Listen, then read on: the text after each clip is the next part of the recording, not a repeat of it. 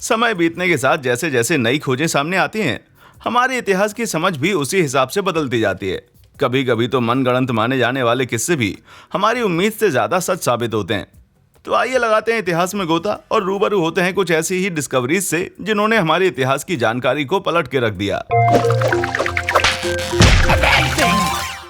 Number 10, प्रागैतिहासिक इतिहास। शोवे गुफाओं की खोज 1994 में दक्षिणी फ्रांस में हुई थी।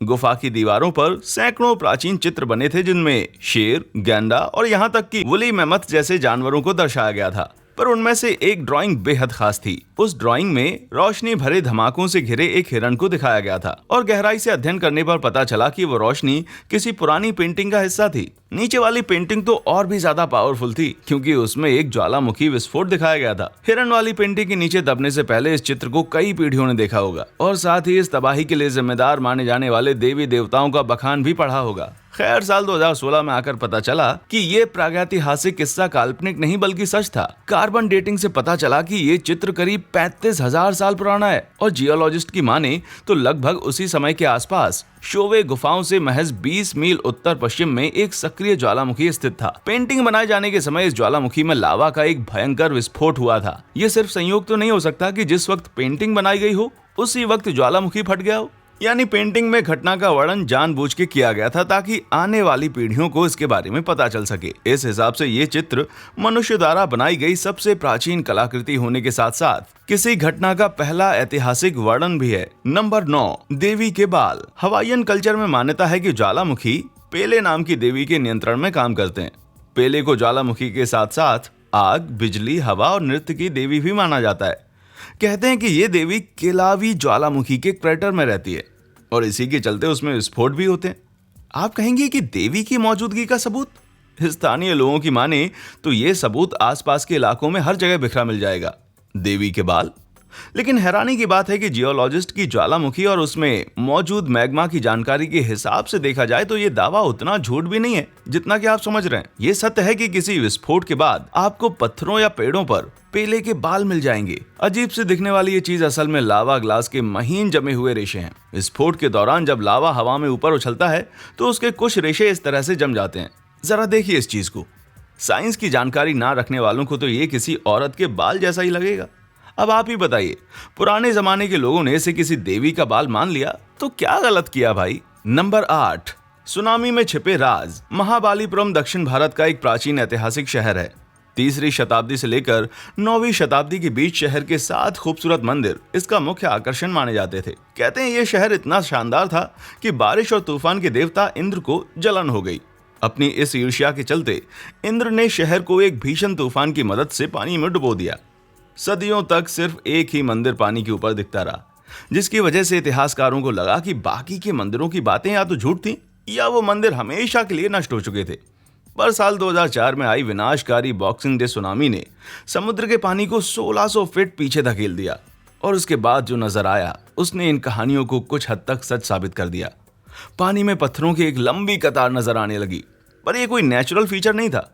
पड़ताल करने पर पता चला कि असल में ये पत्थर उन्हीं लुप्त हो चुके मंदिरों के अवशेष थे। आखिर ये मंदिर डूबे कैसे? कुछ का मानना है कि ऐसा 925 ईस्वी में आई एक भयंकर सुनामी के चलते हुआ था।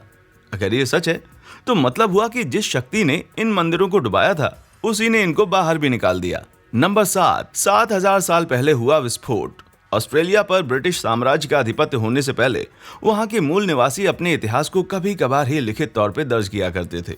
बीते समय की बातों को वे मौखिक रूप से किस्से कहानियों के जरिए संजोया करते थे। आपको लग रहा होगा कि इस तरह तो उनका ज्यादातर इतिहास लुप्त हो गया होगा या बदल गया होगा, पर आप गलत हैं। गुगु बाधुन कबीले में 7000 सालों से चला आ रहा एक किस्सा एक ऐसे भयंकर विस्फोट के बारे में बताता है जिससे धरती कांप उठी थी और पूरा ऑस्ट्रेलिया जल उठा था। इसी तरह एक दूसरा किस्सा बताता है कि एक जादूगरनी ने जमीन में ऐसा गड्ढा बनाया जिसमें से निकलने वाली धुंध ने जमीन को अपनी चादर में ढक लिया और उस धुंध में जाने वाले कभी लौटकर नहीं आए। ये किस्से तो ज्वालामुखी की तरफ इशारा करते हैं। वो धुंध ज्वालामुखी द्वारा हवा में उछाली गई धूल और राख थी। वो जादूगरनी का गड्ढा उस ज्वालामुखी का कैलडेरा रहा होगा। इसी तरह उस भयानक विस्फोट की बातें किसी ज्वालामुखी उद्गार की तरफ इशारा करती हैं। पर ऑस्ट्रेलिया में तो ज्वालामुखी पाए नहीं जाते।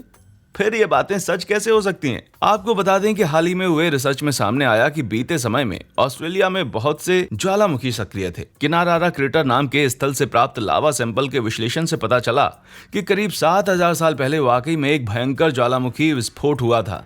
यानी मूल निवासियों का वो किस्सा सच निकला। किनारा विस्फोट के बाद एक बड़ा सा क्रेटर बन गया था और बड़ी मात्रा में राख और लावा भी निकल रहा था। तो ये है कहानी के धुंध और आग का सच। कितने कमाल की बात है ना। 30 पीढ़ी पुराने इन किस्सों में बताई गई ज्यादातर बातें एकदम सच हैं। नंबर 6, डूबा हुआ टापू। सोलोमन आइलैंड में एक किस्सा प्रचलित है जिसमें रोराई मीनू नाम का एक आदमी अपनी बीवी से बदला लेना चाहता था क्योंकि वो उसे छोड़कर पास ही के टियोनिमानू टापू पर रहने वाले एक आदमी के साथ रहने चली गई थी। रोराई मीनू ने श्राप दिया और काली शक्तियों का आह्वान करके उस टापू को समुद्र में डुबाने के लिए कहा। वो दूर से नजारा देखता रहा और बड़ी बड़ी लहरों ने टापू को डुबोकर उस पर रहने वाले सभी लोगों को खत्म कर दिया। पर जियोलॉजिस्ट का मानना है कि इस कहानी की जड़ें कहीं ना कहीं सच से जुड़ी हैं। उनका कहना है कि अभी 400 साल पहले तक टियोनिमानू टापू सच में अस्तित्व में था, जिसके बाद वो समुद्र में डूब गया। जियोलॉजिस्ट पैट्रिक न्यूटन बताते हैं कि पानी के नीचे एक शक्तिशाली भूकंप की वजह से भीषण लैंडस्लाइड हुआ जिसने इस टापू को समुद्र में दफन कर दिया। टियोनिमानू टापू की कथित लोकेशन 3 मील गहरे केप जॉनसन गर्त के एकदम पास ही है। गर्त की तली में ऐसे बहुत से जियोलॉजिकल साक्ष्य मिले हैं जिनसे किसी डूबे हुए टापू का पता चलता है।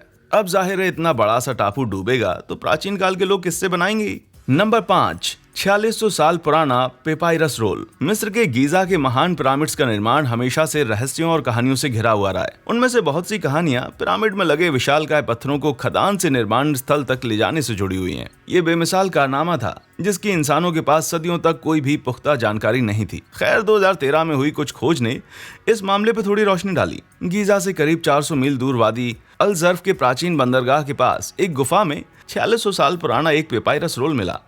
रोल में एक मिस्री महिला की डायरी का जिक्र है जिसमें बताया गया है कि कैसे पत्थर के बड़े बड़े टुकड़ों को तूरा में स्थित मिस्र की मुख्य चूना पत्थर खदान से गीजा तक ले जाया गया। इन पत्थरों को नाव पे रख के नील नदी और मानव निर्मित नहरों के जरिए गीजा के निर्माण स्थल तक पहुंचाया जाता था। आगे लिखा है कि इसके बाद पत्थरों को लकड़ी की गाड़ियों पे रख के तेल से चिकनी की गई पटरियों पे खींचा जाता था। मुझे क्षमा करना प्राचीन एलियंस, पर इस काम का सारा क्रेडिट मिस्र के आम लोगों को जाता है।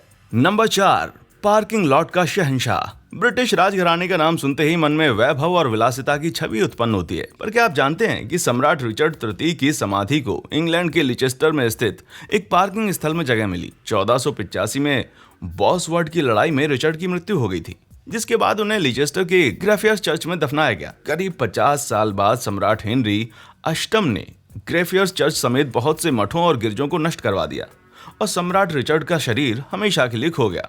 इसके बाद से रिचर्ड की समाधि को लेकर तरह तरह के कयास लगाए जाने लगे।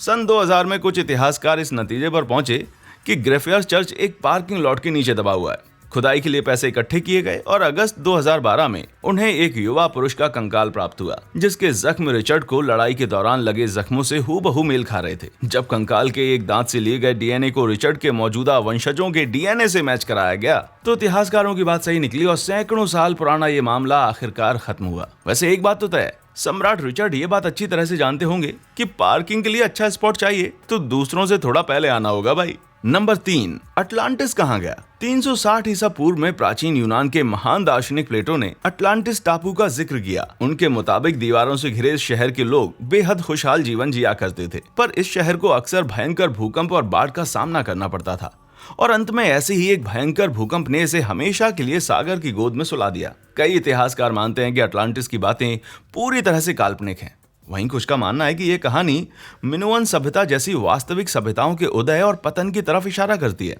पर अटलांटिस और मिनुअन सभ्यता की आपस में समानता महज इशारेबाजी से कहीं ज्यादा है। यूनान के सेंटोरियन द्वीप पर 1960 के दशक में की गई खुदाई में पाया गया कि टापू के मौजूदा शहरों से पहले वहां मिनुअन कांस्य युग की कई बस्तियां फल फूल रही थी। ताजा रिसर्च से पता चला है कि 1600 ईसा पूर्व में एक भयंकर ज्वालामुखी विस्फोट ने सेंटोरिनी मियोन समेत आसपास के इलाकों को पूरी तरह से तबाह कर दिया था। सेंटोरिनी उस डूबे हुए ज्वालामुखी के मुहाने पर स्थित था, इसलिए उसका बचना लगभग असंभव था। इतने विशाल उद्गार ने जरूर जमीन के बहुत से टुकड़ों को पानी में डुबोया होगा, लेकिन डूबने से पहले ये टापू प्लेटो की दीवारों से घिरे शहर से काफी मिलता जुलता था। अटलांटिस की बातें सच है या नहीं ये पक्के तौर पर तो नहीं कहा जा सकता, पर प्लेटो की कहानी सेंटोरिनी की मियोन्स के उदय और पतन की कहानी से बहुत मेल खाती है। नंबर 2, असली पाइड पाइपर। हैमलिन के पाइड पाइपर की कहानी तो बचपन में सभी ने सुनी होगी, पर बहुत कम लोग जानते हैं कि इस कहानी का इतिहास काफी विचलित कर देने वाला है। वर्तमान कहानी के मुताबिक पाइड पाइपर ने अपने जादुई संगीत यंत्र को बजाकर शहर के सारे चूहों को शहर से बाहर ले गया। शहर के लोगों ने जब उसे इस काम के पैसे देने से मना कर दिया तो वो उसी जादुई यंत्र को बजाकर शहर के सभी बच्चों को अपने पीछे ले जाने लगा। आपको जानकर हैरानी होगी कि ये कहानी सच्ची घटनाओं पर आधारित है। हालांकि इस बात को लेकर काफी विवाद है कि वो पाइपर असल में कौन था या क्या करता था। हेमलिन में स्टेन कांच की एक खिड़की मिली थी जिसके नीचे लिखा हुआ था सन 1284 में एक पाइपर आया था और 130 बच्चों को अपने पीछे लेकर चला गया। चूहों को प्लेग का जिम्मेदार माना जाता था। सो काफी समय तक ये मान्यता रही कि यहाँ प्लेग से मरने वाले बच्चों की बात हो रही थी और पाइड पाइपर का मतलब था प्लेग। पर पिछले 2 दशकों में इतिहासकारों ने दावा किया है कि मध्यकालीन युग में एक कुप्रथा के चलते हेमलिन के बच्चों को सच में गायब किया गया था। इस प्रथा के तहत माँ बाप अपने बच्चों को बियाबानों में नई बस्तियां बसाने या युद्ध लड़ने के लिए बेच देते थे। पर सबसे अजीब थ्योरी की माने तो बच्चे डांसिंग मेनिया की वजह से गायब हुए थे। मध्यकालीन युग में ऐसा कई बार हुआ जब लोगों को मानो नाचने का दौरा पड़ गया हो। जी नहीं, मैं मजाक नहीं कर रहा, बात गंभीर थी। मर्दों, औरतों और बच्चों के पूरे झुंड नाचते हुए एक शहर से दूसरे शहर चले जाते थे और अक्सर नाचते नाचते दम तोड़ देते थे। होता ये था कि लोग अनजाने में एगॉट नाम की नशीली फफूंद खा लेते थे जो अक्सर ब्रेड के लिए इस्तेमाल होने वाले गेहूं में लगी होती थी। हो सकता है कि पाइड पाइपर की कहानियां ऐसी किसी घटना की बात करती हूँ। ऐसा भी हो सकता है कि ये कहानियां ऊपर बताई गई सभी थ्योरीज से थोड़ा थोड़ा प्रेरित हों। यहाँ बताई गई हर बात के साक्ष्य मौजूद हैं और ये भी सच है कि एक बार हेमलिन शहर के बहुत से बच्चे गायब हुए थे। वजह जो भी हो, ये घटना वाकई बड़ी अजीब है भाई।